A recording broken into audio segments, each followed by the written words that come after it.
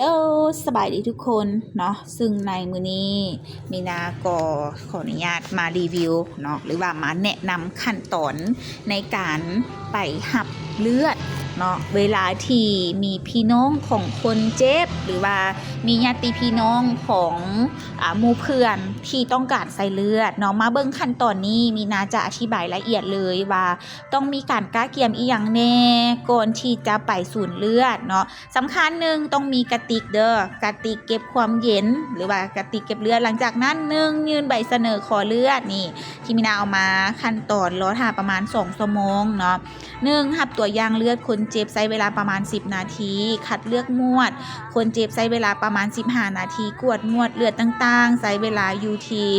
90 นาทีแล้วก็มีขั้นตอนต่างๆเนาะโดยรวมเฉลี่ยประมาณ2 ชั่วโมงที่จะได้หับเลือดฉะนั้นทุกๆเทื่ออย่าลืมยื่นบัตรบริจาคเลือดนำเนาะแต่ละคนก็จะมีบัตรบริจาคเลือดเนาะแล้วมื้อนี้มีนาจะมาอธิบายมื้อนี้มาเอาเลือดให้น้องทรายเนาะน้องทรายลุงได้ผ่าตัดกระดูกสันหลังเนาะก็คือขั้นตอนนี่ก็จะมีหลายขั้นตอนหลังจากที่เฮายื่นแล้วมีนาก็เลยถือโอกาสขอไปสำรวจศูนย์เลือดกันก่อนเนาะก็เลยได้มีการไปถ่ายเบื้องหลังให้กับทุกคนได้เบิ่งอันนี้จะเป็นตู้ปั่นเลือดเด้อทุกคนนี่แหละหลังจากที่ว่าเฮายื่นแล้วเพิ่นก็สิได้มีการปั่นขั้นตอนปั่นเลือดตัวนี้จะมีอยู่3 สเต็ปแบบก็คือด่วนที่สุดก็คือ5 นาทีในการปั่นแล้วก็15 นาทีก็90 นาทีมี3 สเต็ปเนาะแล้วก็นี้ก็จะเป็นหมวดเลือดที่อยู่ศูนย์เลือดอันนี้ก็แม่นเลือดอยู่ศูนย์เฮาเนาะมากับลูกสาวมื้อนี้เนาะอันนี้จะแม่นเลือดที่เพิ่นได้มีการแห่ไว้กองประชุมอาเซียนเนาะก็คือศูนย์เลือดแห่งชาติก็เฮ็ดหน้าที่เก็บรักษาเลือดแห่เลือดไว้เนาะมื้อนี้ไอ้หงินพาทัวร์ศูนย์เฮาเนาะพาทัวร์ศูนย์เลือดพามีนามาเบิ่งพาหลานน้อยมาเบิ่งเลือดอยู่ในตู้เนาะตัวนี้จะเป็นพลาสมาเด้อเลือดเด้อทุกคนเป็นพลาสมาเป็นเลือดพลาสมาเนาะตัวนี้มื้อนี้มีนาจะมาเว้าในเรื่องของค่าใช้จ่ายหลายๆคนที่ตัวนี้จะเป็นปันเม็ดเลือดน้อยนี่ทุกคนเนาะปันเม็ดเลือดน้อยจะหนิ่งอยู่ตลอดเวลาเลยแยกเม็ดเลือดน้อยเนาะเว้าในเรื่องของค่าใช้จ่ายสำหรับผู้ที่มาจ่ายค่าธรรมเนียมอยู่ที่ศูนย์เลือดแห่งชาติเนาะราคาที่ต้องจ่ายแท้ๆเท่าใดบ่แม่นที่แบบหลายๆคนเว้ามาอยู่ห้องหมอนั่นเก็บเท่านั้นแสนเท่านี้แสนจังซี่มีค่าธรรมเนียมแท้ๆอันนี้แม่นค่าธรรมเนียมแท้ๆเด้อทุกคนมีนาจะเอามาเว้าให้ทุกคนได้ฟังน้ำกันก็คือมี3ราคาด้วยกันเป็นค่าธรรมเนียมเด้อบ่แม่นราคาซื้อเลือดเด้อทุกคนให้เข้าใจน้ำกันว่าบ่แม่นราคาซื้อเลือดเพราะบ่มีประเทศใดในโลกนี้ขายเลือดเด้อทุกคนมีแต่การช่วยเหลือซึ่งกันถ้ามา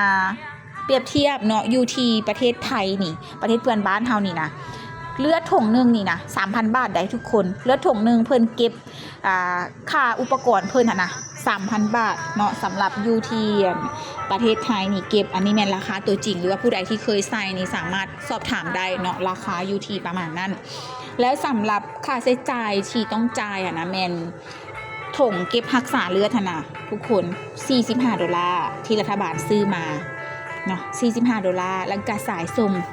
$11รวมกันเป็น$56ถ้าเอา$56นี่นะทุกคน$56เนาะมาคูณเรทปัจจุบันนี้เท่าใดเรทมื้อนี้25,000บ่ดอลลาร์นึงนี่25,000เนาะเอา$56นี่คูณ25,000 กีบทุกคนถึกอยู่1,400,000 กีบเนาะแต่ถ้ามาคูณโต 3,000 บาทเมื่อกี้นี้ 3,000 บาทนี่คูณเรท700ทุกคนเนาะ 3,000 บาทคูณเรท700นี่แม่นถึกอยู่2,100,000ทุกคนอันนี้แม่นเรทราคาที่อยู่ประเทศไทยเนาะที่จ่ายค่าเก็บรักษาเลือดนี่นะอยู่ที่ถุงหนึ่ง 3,000 บาทเป็นเงินกีบอยู่ที่มีนาไลเรท700เนาะอยู่ที่2,100,000 กีบเนาะแต่สำหรับค่าเพิ่นเอิ้นว่าค่าธรรมเนียมค่าซื้ออุปกรณ์การแพทย์ค่าสายส่งค่าถุงเก็บรักษาเลือดยังบ่ได้รวมอุปกรณ์อื่นๆตัวนี้เพิ่นจะบวกแต่ 45 ดอลลาร์แม่นถุงที่เจาะเลือดเวลาที่เฮาบริจาคเลือดไปจะมีอยู่2ถุงนะทุกคนตัวนั้นแหละ45 ดอลลาร์แล้วก็สายส่งนะ11 ดอลลาร์บวกกันเป็น56 ดอลลาร์มีนาคูณเรท25,000 กีบเนาะคูณเรท25,000 กีบตกอยู่1,400,000 กีบแต่ว่าพวกเฮานะพ่อแม่ประชาชนนะบริจาคในราคา1 ล้านบริจาคในราคา1,400,000 กีบทุกคน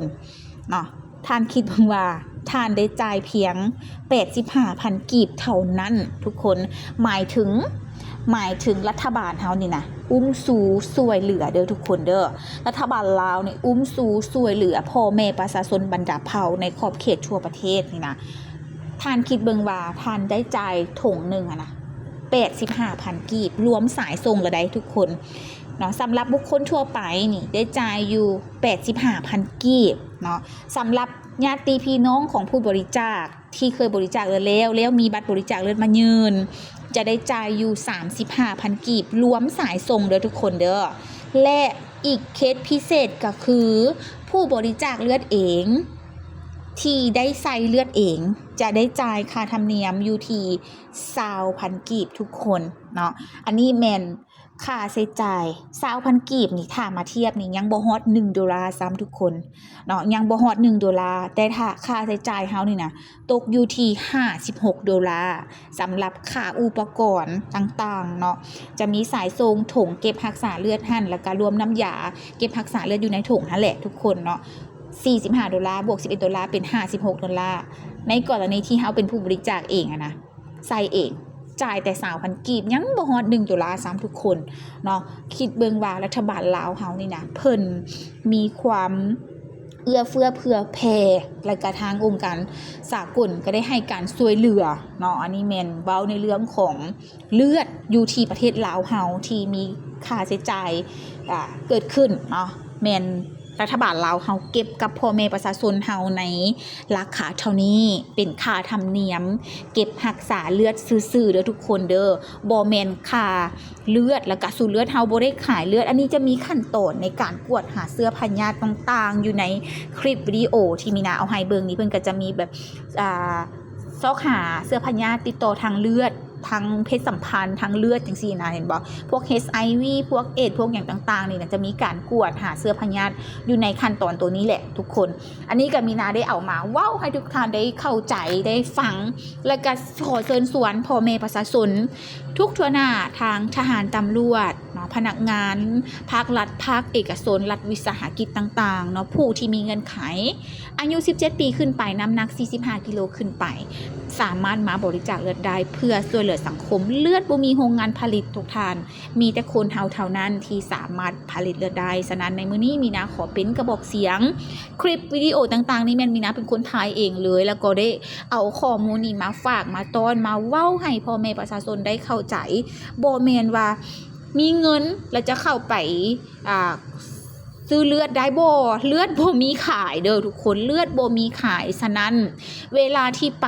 ศูนย์เลือดเพิ่นจะแนะนำเนาะว่ามีบัตรบริจาคมาบ่หรือจังไดเพิ่นจะถามละเอียดเลยทุกท่านเนาะเฮามีเลือดในกรณีอีกกรณีหนึ่งสามารถแนะนำและก็แก้ไขได้ทุกท่านตัวอย่างมีคนเจ็บที่ต้องการหมวดเลือด O หรือว่าหมวด A AB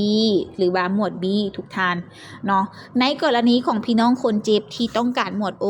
แต่ว่าในพี่น้องคนเจ็บหมวด O นั้นมีแต่หมวด A มีแต่หมวด B มีแต่หมวด AB ฉะนั้นใน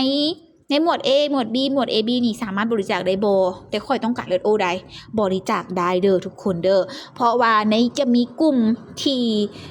ต้องการหมวด A แต่เพิ่นมีพี่น้องคนเจ็บนี่เพิ่นจะมีหมวด O หมวด B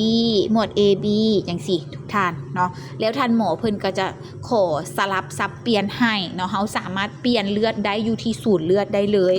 ทุกๆเทื่ออย่าลืมยืนบัตรเด้อแล้วมื้อนี้มีนาก็ได้มาเขียนฟอร์มอีกได้เขียนฟอร์มขอใช้สิทธิพิเศษก็คือผู้เกี่ยวได้ใส่เลือดเองเนาะในมื้อนี้อันนี้ก็เป็นคลิปที่มีนาได้เฮ็ดหวังว่าจะเป็นประโยชน์ถ้าเป็นประโยชน์กดไลค์กดแชร์ให้มีนาในเด้อขอบใจ